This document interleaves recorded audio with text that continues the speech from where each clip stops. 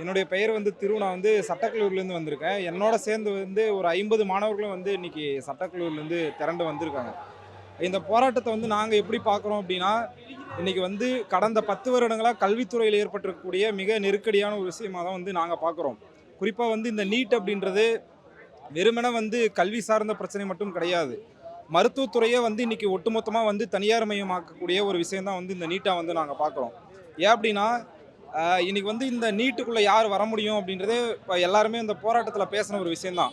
இப்படியாப்பட்ட கோச்சிங் சென்டர்ஸில் யார் வர முடியும்? 5 லட்சம் 10 லட்சம் கொடுத்து யாரால் வர முடியும் அப்படின்னா, ஒரு வெல் செட்டில்டோ இல்லை மேட்டுக்குடி நபர்களால் மட்டும்தான் இந்த கோச்சிங் சென்டர்ஸ்குள்ளே வர முடியும்.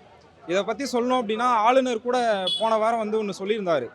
டெல்லியில் இருக்கக்கூடிய மாணவர்கள் யாரும் கல்வி நிலையங்களுக்கு வர்றதில்லை, எல்லாருமே கோச்சிங் சென்டர்ஸில் போகிறது மூலிமா தான் ஈஸியாக ஐஏஎஸ் எக்ஸாம்ஸை பாஸ் பண்ணுறாங்க அப்படின்னு சொல்லியிருந்தார்.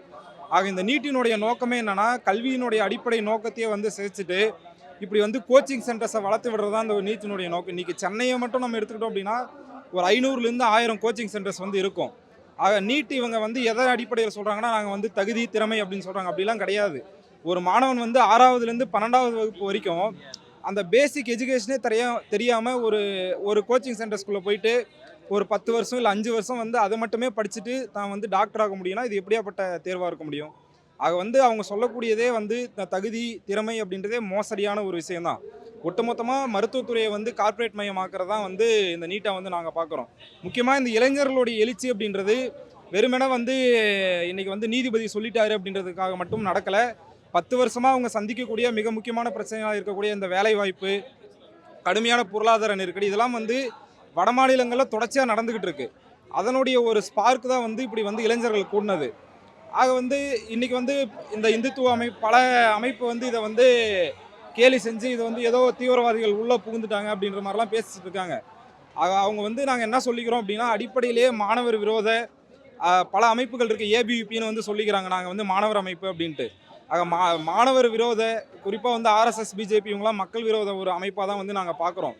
ஆக இந்த போராட்டத்துக்கு பின்னாடி இப்படியாப்பட்ட ஒரு எழுச்சி இருக்குது. மாணவர்களுடைய கடுமையான பொருளாதார நெருக்கடி, வேலைவாய்ப்பின்மை, இப்படி எல்லாமே சேர்ந்து தான் இப்படியாப்பட்ட ஒரு போராட்டத்தை கட்டியமைச்சிருக்கு. இந்த போராட்டத்திலே மாணவர்கள் வைக்கக்கூடிய மிக முக்கியமான முழக்கம் என்னென்னா, ஆர்எஸ்எஸ்ஐ தடை செய், பிஜேபியை தடை செய்ய தான் வைக்கிறாங்க. ஏதோ நம்ம சொல்கிறோன்றதில்ல, அவங்களுக்கு நல்லா தெரியுது நம்மளுடைய எதிரி யார், மக்களினுடைய எதிரி யாருன்னு. அது இந்த போராட்டம் அதை நோக்கி போனோம். நாங்கள் அதுக்கு எல்லா வகையிலும் சட்டக்கல்லூரி சார்பாக எல்லா வகையான ஆதரவும் நாங்கள் கண்டிப்பாக கொடுப்போம்.